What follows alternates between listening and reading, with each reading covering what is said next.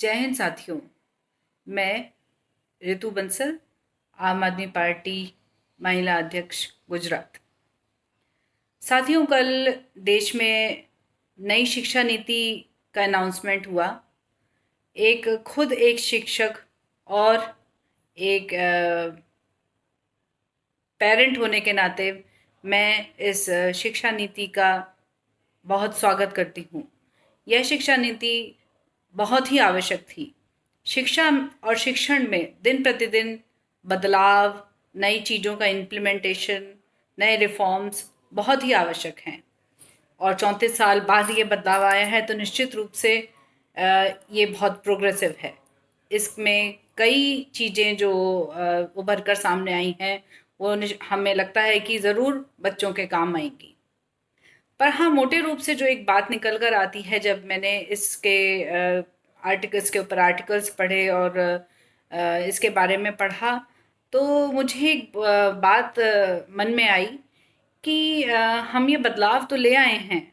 हाँ, और हम बातें करते हैं शिक्षा के बदलाव की, उसमें रिफॉर्म्स लाने की, उसमें एक ऑल राउंड शिक्षा को डेवलपमेंट देने की, परंतु किस आधार पर? क्या हमारी सरकारी शिक्षण संस्थाएं इन सब रिफॉर्म्स को लेने लायक हैं? क्या हमारा इंफ्रास्ट्रक्चर, हमारे देश की शिक्षण संस्थाएं इस बदलाव को, ये जो पूरा एक ढांचा है उसको इम्प्लीमेंट करने के लायक हैं? अपने आसपास ही देखिए, शिक्षण संस्थाओं का क्या हाल है, कैसी जर्जर अवस्था में वो पड़ी हैं। बच्चों के बैठने तक का स्थान नहीं है, बारिशों में पानी चूता है उनमें, और तो और शिक्षकों की भी व्यवस्था नहीं है वहाँ। शालाओं में शिक्षकों की कमी है।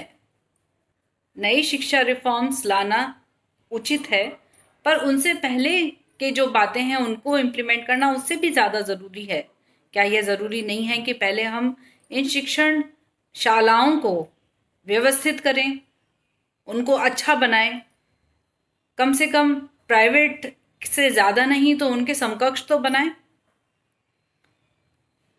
अगर दिल्ली ये कर सकता है तो पूरा देश ये कर सकता है। अगर दिल्ली की सरकारी शिक्षण संस्थाएं प्राइवेट स्कूल से आगे निकल सकती हैं, तो मुझे यकीन है कि पूरे देश की सरकारी शिक्षण संस्थाएं बहुत अच्छे स्वरूप में आ सकती हैं।